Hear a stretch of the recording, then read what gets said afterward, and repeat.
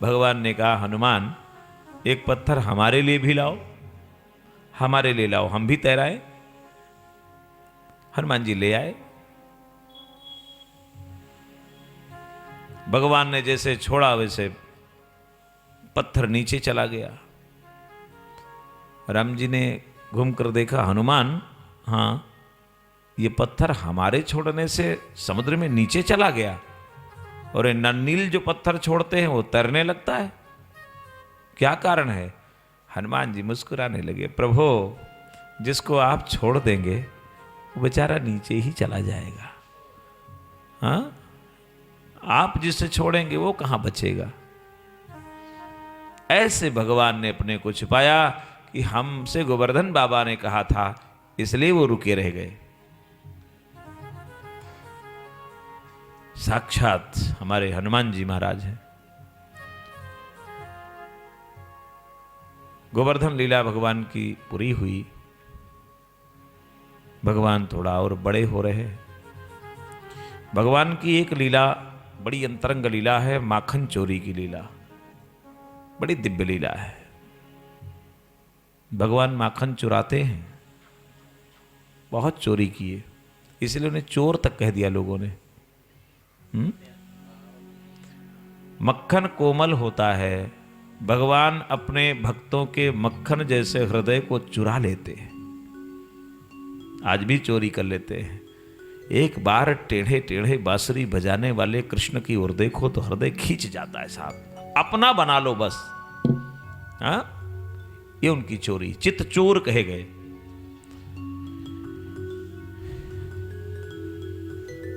एक बार ब्रज में नई नई बहुरिया आई गोकुल में, और भगवान उस समय माखन चोरी की लीला उनकी चल रही थी, और अपने मित्रों को माखन खिलाते थे, बंदरों को खिलाते थे। और नई बहुरिया आ गई, उसने कहा मैं थोड़ा पढ़ी लिखी हूं, और पढ़ी लिखी हूं तो देखो इनको पकड़ के दिखाती हूं, अपना ज्ञान लगाती हूं। कहने का मतलब है पढ़ा लिखा कोई मिल गया तो अपना ज्ञान लगाने लगा। क्या किया उसने, जहां मक्खन की मटकी थी वहीं पर एक घंटी टांग दिया। भगवान पहुंचे। संतों द्वारा कई कथा है, भागवत में इस तरह नहीं है, संतों ने भाव दिया है। और वो भगवान गए हैं चोरी करने, तो घंटी से कहने लगे, घंटी आज बोलना नहीं। घंटी ने कहा, प्रभु नहीं बोलूंगी। सारा मक्खन जब खिला दिया मित्रों को, सोचा जरा मैं भी थोड़ा देखूं तो, और जैसे रखा अब घंटी बोलने लगी। भगवान ने कहा, तू क्यों बोल गई? घंटी ने कहा, प्रभु कोई और भोजन करे तो मुझे नहीं बोलना है, लेकिन जब आप करेंगे ना तो जब भोग लगेगा आपका तो मुझे तो बजना पड़ता है, हमारा तो स्वभाव है। बेचारे पकड़ गए घर में, बहुरिया ने पकड़ लिया। नहीं बहुरिया, ले चलो यशोदा मैया के पास उलाहना देने।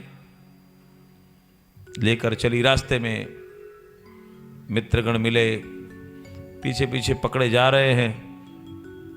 संजोग से उसी का पति भी इन्हीं के मंडल में शामिल था, तो उसको बुलाया, कहा यहां आओ, ये हमको लड्डू खिलाने ले चल रही है, लड्डू खिलाने जा रही है, बताओ लड्डू खाओगे? हाँ खाएंगे, धराओ। अपना हाथ कहा, मेरा बायां हाथ पकड़े हो, दर्द हो रहा है तो दहना पकड़ो। और घूंघट काढ़े बेचारे किए थी, दहना पकड़ाने के चक्कर में उसी के पति का हाथ पकड़ा दी। दौड़ के किनारे यशोदा मैया के पास पहुंच गया। मैया हाँ, अभी देखे गोपियां आएंगी, मेरा उल्हाना लाएंगी और कहेंगी इन्होंने मेरे घर चोरी किया। रोज का रोज ये लोग आती हैं, उल्हाना देती है। यशोदा जी ने कहा, ठीक है आ जाने दो, आज कहें तो आकर की चोरी किया। बहुरिया खींचे चली जा रही है, लेकर आई यशोदा मैया, देखो ये आज मैंने बिल्कुल पकड़ लिया, इनको नंगे हाथ पकड़ा है, बिल्कुल चोरी करते पकड़ लिया है, देखो आकर। यशोदा जी आई, कौन है? देखा है तो नई बहुरिया जो आई है गोकुल में वही है। पीछे कृष्ण खड़ा हंस रहा है। यशोदा मैया ने कहा, पकड़ के किसको लाई हो, जरा घूंघट खोल के देखो, किसको पकड़े हो? घूंघट जब खोला तो अपने पति को पकड़े थी। हाँ, भगवान मुस्कुरा दिए, क्या है उलाहना मां को दे रही हो? हाँ, अपने पति को पकड़े बैठी हो। धन्य है तू बहुरिया जो गोकुल में आई है। यहां उस बहुरिया की मर्यादा देखिए, उस गोकुल की मर्यादा कहिए। धन्य है, पहले तो जगत पति का हाथ पकड़ा और फिर अपने पति का हाथ पकड़ा। भगवान यही करते हैं, जो लोग जगत पति का हाथ पकड़ते हैं उनको भगवान संसार में अगर भी भेजते हैं तो मर्यादा पूर्वक भेजते हैं और अपने ही पति का हाथ पकड़वाते हैं, दूसरे का नहीं। ये मर्यादा हमारे कृष्ण की, ऐसा न कहना कृष्ण अमर्यादित। रास पंचाध्यायी के जो 5 अध्याय भागवत में हैं, इसको विद्वान लोग निकाल रहे थे कि जब प्रेस में जाए भागवत छपने के लिए तो इसे निकाल दिया जाए। क्योंकि भगवान की बड़ी अंतरंग लीला है, बताया नहीं? सर्वाधिक अंतरंग लीला रास पंचाध्यायी है। भगवान की रास लीला संपूर्ण भागवत में भगवान की अंतरंग लीला है, सुसंवेद्य लीला है। धर्म सम्राट करपात्री जी जैसा महापुरुष, आहा, धन्य है गुरुदेव भगवान, बड़ी कृपा है उनकी। उन्होंने कहा इस विषय को समझना पड़ेगा। हम ग्रंथ के हृदय तक न जा पाए तो ग्रंथ की कमी नहीं है, हम महापुराण के हृदय तल को ना समझ पाए तो उसकी कमी नहीं है, कमी हमारी है। हम गोपी गीत को नहीं समझ पा रहे हैं, ये कमी है ना। गोपी गीत का तो कमी नहीं है, कमी किसकी है? अभी गोपी गीत के श्लोकों के 1-2 व्याख्या करूंगा, ज्यादा नहीं। हाँ, सुनाऊंगा लेकिन व्याख्या होगी। इस तरह भगवान की लीला चल रही है। भगवान हमारे अब लगभग 10 वर्ष के निकट होने वाले हैं। कल 7 वर्ष तक हो गए थे।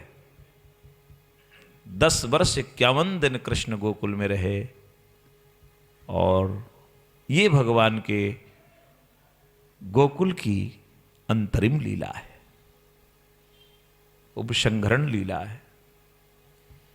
रास पंचाध्यायी भगवान का नृत्य। मेरे भाई बहन, नृत्य क्या है?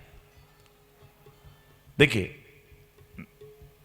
भरतनाट्यम में नृत्य 2 प्रकार का कहा गया है। एक कहा जाता है नृत्य, नृत्य नौ में नीचे री की मात्रा आधा ता और या, नृत्य। और दूसरा कहा गया है नृत्य, ना में री की मात्रा आधा ता फिर पूरा ता, या नहीं। 2 प्रकार का नृत्य कहा गया है, नृत्य और नृत्य। भगवान शिव जब नाचते हैं तो नृत्य नाचते हैं, वो नटराज कहे गए।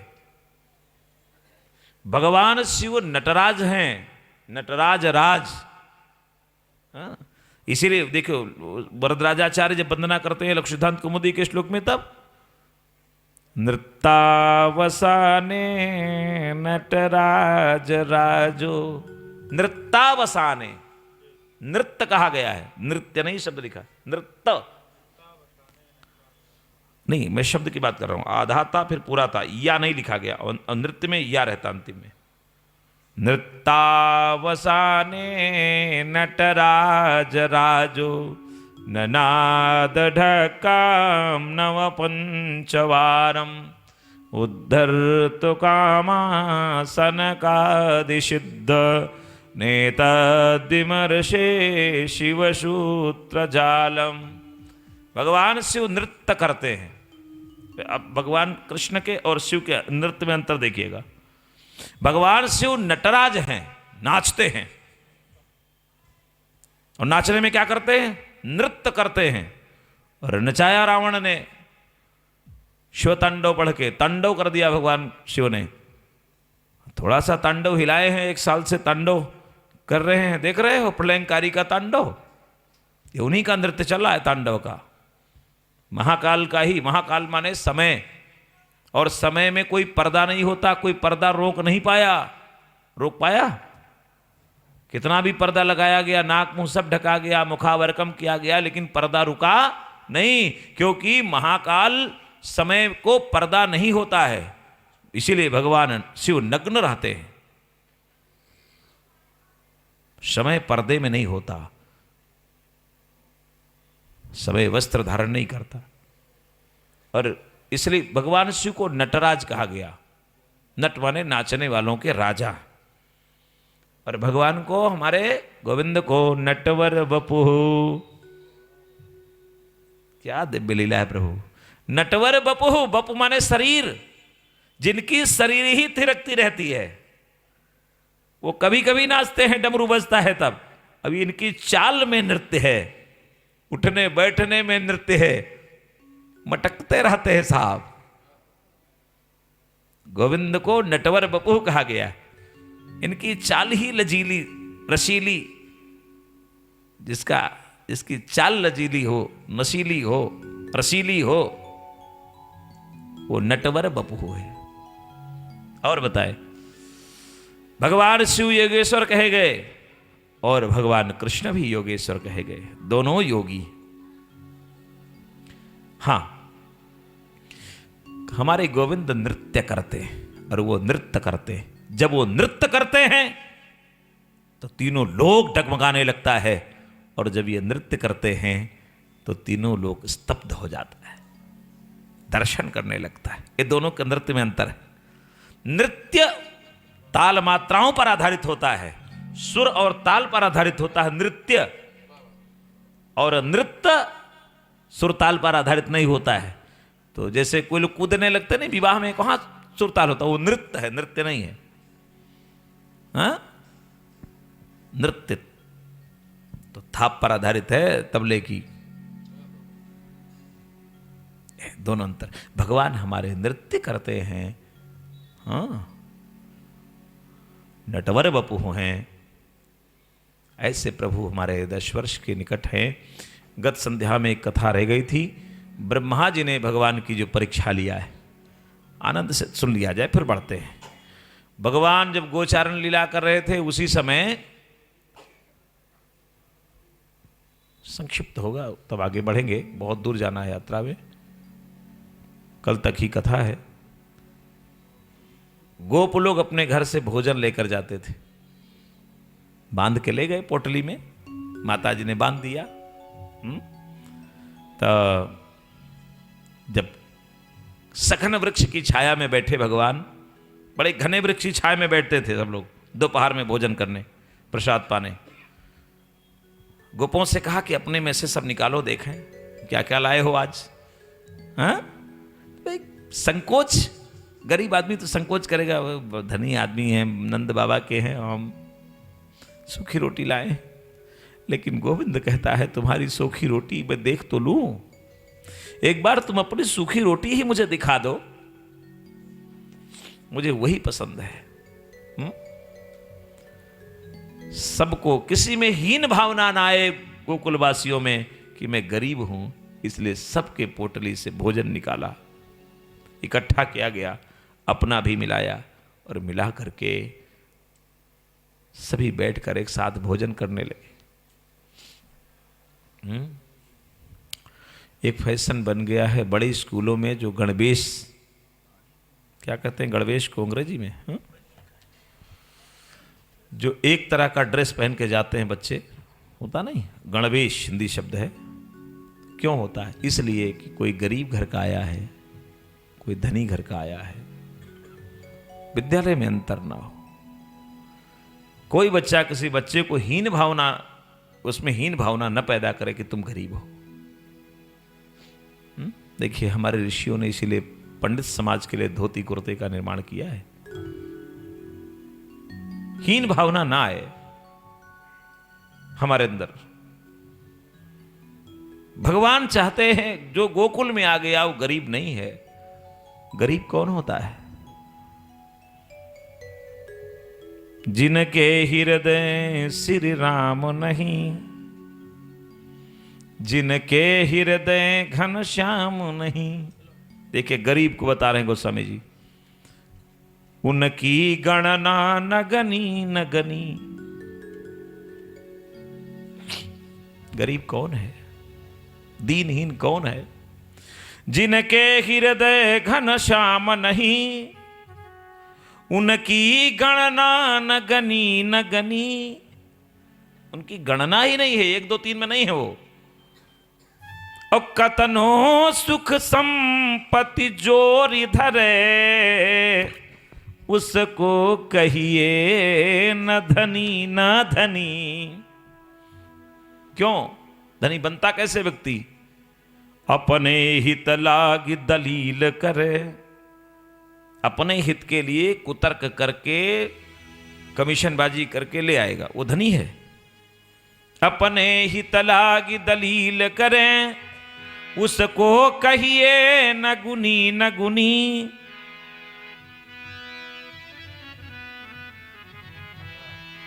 वो गुनी नहीं है, चाहे जितना धनी हो। जिनके हृदय घन श्याम नहीं, उनकी गणना न गनी न गनी। कतनो सुख संपत्ति जोरी धरे, उसको कहिए न धनी न धनी। अपने हित लागी दलील करे, उसको कहिए न गुनी न गुनी।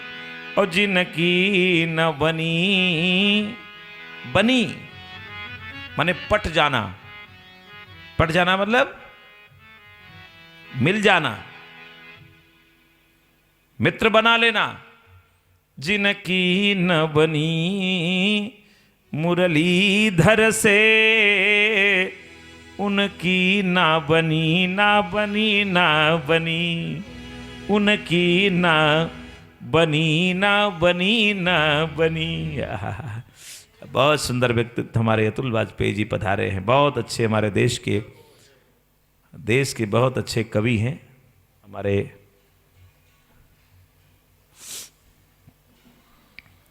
जिनकी न बनी मुरलीधर से,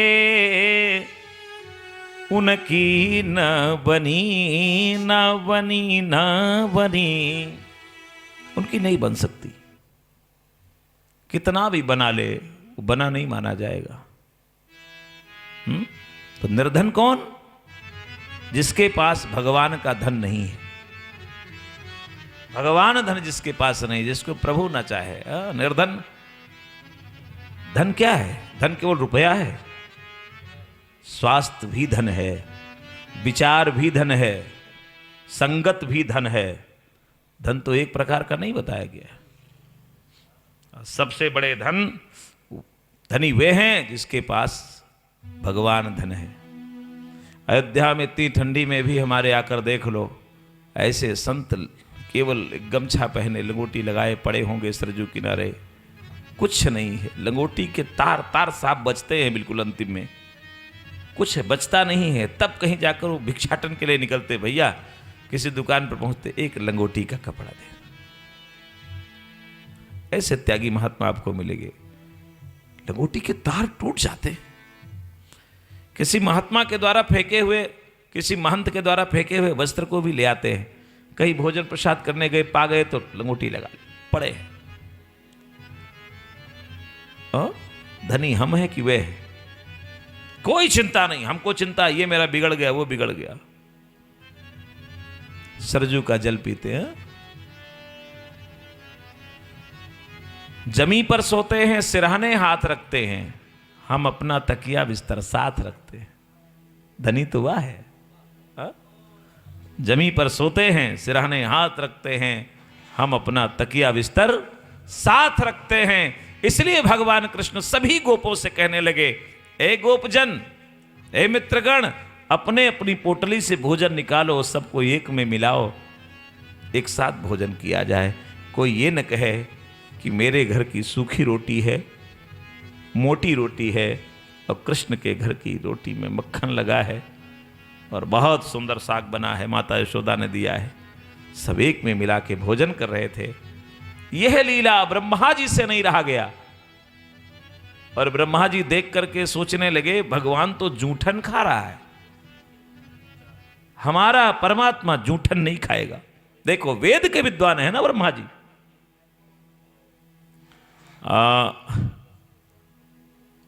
वेद में हिरण्यगर्भ सूक्त है, ऋग्वेद में हिरण्यगर्भ, और उसके ऋषि नारायण हैं,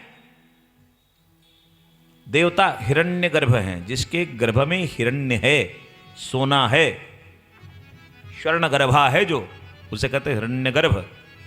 हिरण्यगर्भः संवर्तताग्रे भूतस्य जातः पत्रेक यासीत सदाधार पृथ्वीम द्याम कसमय देवाय हविखा विधेयमा। जिसने दिलोक को, पृथ्वी लोक को धारण कर रखा है, ऐसे भगवान को छोड़कर मैं किसको हविष्य प्रदान करूं। कसमय देवाय हविखा विधेयमा, किसके लिए हविष्य का विधान करें हम। ऋग्वेद, ये ब्रह्मा तो इसको जानते हैं, लेकिन ब्रह्मा भी भटक गए। अब कथा जोड़िए रामचरितमानस से। हाँ, भटके यहां है भागवत में, कथा कहां जुड़ी, मानस में। गरुण जी को लगा कि अगर मैं न होता तो राम जी लंका न जीत पाते। क्यों? क्योंकि लंका में भगवान तो नागपास में बंध गए थे, नागपास में बंध गए थे। नागपास बस भयो खरारी।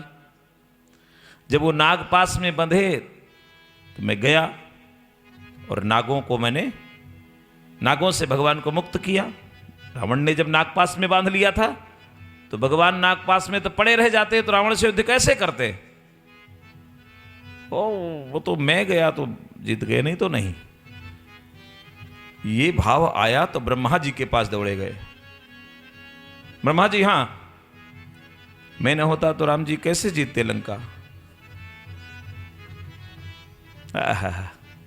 ब्रह्मा जी ने गरुण जी से कहा, जेहि बहुबार नचावा मोही, जेहि बहुबार नचावा मोही, जेहि बहुबार नचावा मोही, जेहि बहुबार नचावा मोही, जेहि बहुबार नचावा मोही, जेहि बहुबार नचावा मोही, स्वयं व्यापी विहंगपति तोहि, स्वयं व्यापी विहंगपति तोहि, स्वयं व्यापी विहंगपति तोहि। जिसने मुझे कई बार नचाया है, गरुण जी, वही आपको व्याप रहा है। अब ब्रह्मा जी नाचे कहां, ये भागवत में ब्रह्मा जी की पहली नाच देखिए। ब्रह्मा जी ने सोचा हमारा भगवान जूठन नहीं खाएगा, और आ गए वृंदावन में, पर गायों का हरण कर लिया। गायों को ले गए ब्रह्मलोक, गाय बछड़े सहित लेकर चले गए। अब गोप ढूंढने निकले सब। भगवान ने कहा आप सब यही रहे, हम और बलराम भैया ढूंढ लाएंगे गायों को। बलराम भैया और भगवान हमारे ढूंढने चले गए। यहां गोप एक वृक्ष के नीचे खड़े हैं कदम्ब के। ब्रह्मा जी पुनः आए और गोपों को लेकर चले गए। अब तो कोई नहीं बचा। भगवान ने सोचा तो गायें नहीं हैं, बछड़े नहीं हैं, गोप सब गायब हैं। ब्रह्मा जी ले गए, अब क्या करें। और बलराम जी कहीं जान पाएंगे तो बिगड़ जाएगी लीला। ये बताने लगेंगे सबसे, भगवान ही गाय बन गए, भगवान ही गोप बन गए, भगवान ही बछड़े बन गए, और 1 वर्ष तक बने रहे गोकुल में। क्यों बने? अब यहां पर वेदांत की भाषा, अड़ोर अड़ियान महतो महीयान सूत्र है वेदांत का। वेदांत का उद्घोष है, भगवान परमाणु से भी परमाणु हैं और विशाल से भी विशाल है। रोम रोम प्रतिलागे, कोटि कोटि ब्रह्मांड वाले भी हैं, विराट पुरुष भी हैं, और नहीं, वो ऋग्वेद के दशम मंडल के 90वें सूक्त के प्रथम मंत्र में कहते हैं जो नित्य पाठ करना चाहिए। उस पर मैं तो कहता हूं वेद पर भी कभी कथा हो, नहीं तो वेद पर कथा होना चाहिए। वैदिक मंत्रों पर भगवान की कथा होनी चाहिए। सहस्र शिरखा पुरखा सहस्राक्षा सहस्रपातो। इस देखिए सारे पद एक वचन में हैं। सहस्र शिरखा पुरुखा सहस्राक्षा सहस्रपात। व्याकरण के नियम भी बता दे। वैदिक मंत्र में मूर्धन्य शकार को खकार पढ़ा जाता है, खा पढ़ा जाता है, और अवधी भाषा में भी उसे खा पढ़ा जाता है। खड़ी बोली में मूर्धन्य शकार पढ़ा जाएगा, विषय खड़ी बोली में, और अवधी में विषय। हाँ, खड़ी बोली हिंदी में विष पढ़ेंगे और अवधी में बिख कहेंगे जी, और वेद में भी बिख पढ़ा जाएगा। इसलिए पुरुखा पुरुष। पुरुष कैसा है? एक एक एक एक वचन के पद हैं। सहस्र शिरखा, भगवान के 1000 सिर है, ऐसा होना चाहिए, 1000 सिर हैं। सहस्राक्ष, अब यहां 1000 आंख हम नहीं कह सकते हैं। अगर 1000 सिर भगवान के तो एक सिर में तो 2 आंखें होती, तो 1000 आंख होगी तो एक आंख कहां गई? 2000 आंख होगी ना, 2000 आंख होगी। ये वेद है। इसलिए एक वचन वाले पद को बहुवचन में किया गया, और यही कारण है कि जब महापुरुष का नाम लिया जाता है एक वचन में तो क्रिया लगती है बहुवचन की। ये वेद बता रहा है, यहां से नहीं है। जैसे किसी का नाम लें आप, माननीय भला, या चलिए एक महापुरुष का नाम ले लेते हैं। हमारे तुलसीदास जी थे, क्या कहते हैं? तो थे तो बहुवचन हो गया, और तुलसीदास जी एक वचन है, तो तुलसीदास जी था तो नहीं कहेंगे। क्रिया बहुवचन की ही लगेगी। क्यों लगेगी? क्योंकि ऋग्वेद का दशम मंडल का 90वें सूक्त का पहला मंत्र कह रहा है कि महापुरुष के अपने से बड़े के नाम भले हो सिंगल में हो, लेकिन बात प्लूरल में होगी, बहुवचन में ही होगी। क्रिया बहुवचन की लगेगी। हाँ, क्रिया बहुवचन की ही लगेगी, क्योंकि सहस्र शिरखा पुरखा सहस्राक्षा सहस्रपात। भगवान 1000 सिर वाले हैं। कैसे हैं? 1000 नहीं, 1000 सिर वाले, 1000 आंख वाले हैं, 1000 पांव वाले हैं, चरणों वाले हैं। सहस्राक्षा 1000 आंख वाले, सहस्रपात 1000 चरणों वाले हैं। इतने बड़े भगवान हमारे रहते कहां हैं? अत्यतिष्ठ दशांगुलम। ऐसे भगवान 1000 सिर वाले, 1000 चरणों वाले, 1000 आंखों वाले भगवान 10 अंगुल में बैठते हैं। कहां बैठते हैं? दशांगुल में बैठते हैं। इतने बड़े भगवान 10 अंगुल में बैठ रहे हैं। अच्छा उदाहरण सुनो। एक छोटा सा घर में मंदिर बनाया जाता है। मान लीजिए 1 फुट का मंदिर हो, 1 फुट, 1 हाथ रख लीजिए, 1 हाथ का मंदिर है। चौकोर भी 1 हाथ है, चौड़ा भी, और लंबा भी 1 हाथ है। और उसमें 8 हाथ की मूर्ति बैठाना हो तो क्या करोगे? कैसे बैठाओगे? बहुत सहज है। 8 हाथ की दुर्गा जी को बैठा दो, 8 हाथ वाली दुर्गा जी को बैठा दो, 8 हाथ की मूर्ति आ गई। आ गई नहीं? 1 हाथ ऊंचे और 1 हाथ चौड़े।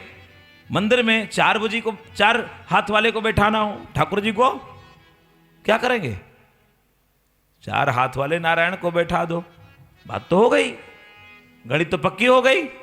हाँ, तो वो परमात्मा जो इतना बड़ा है 10 अंगुल में बैठा है। वो 10 अंगुल क्या है? अब देखिएगा, हमारे त्रिकुटी से हमारे ब्रह्मरंध्र की दूरी 10 अंगुल है। ये केवल मनुष्य की है, ये भैंस की नहीं है, केवल मनुष्य की। जहां चंदन लगाते त्रिकुटी, यहां से और यहां की दूरी 10 अंगुल की है। अब कहेंगे महाराज हमारे यहाँ 3 धाराएं निकली हैं। बहुत ध्यान से सुनना भागवत, तभी ब्रह्मा जी यहाँ समझ पाएंगे, नहीं हम ब्रह्मा को नहीं जान पाएंगे। भगवान शिव की जो साधना करते हैं उनको शैव कहा जाता है। जो भगवती की आराधना करते हैं उन्हें शाक्त कहा जाता है। और जो गोविंद की आराधना करते हैं उन्हें वैष्णव कहा जाता है। अब तीनों का अंतर यहां सुनिए। शिव भगवान त्रिपुंड लगाते हैं, बेड़ा वाला। राम जी त्रिपुंड लगाते हैं, ऊर्ध्वपुंड। क्यों ऐसा करते हैं? पहले वहीं से आइए, तब संप्रदायवाद बाद में बनेगा। संप्रदायवाद तो बाद में बनेगा। भगवान शिव भगवान राम के साधक हैं। भगवान शिव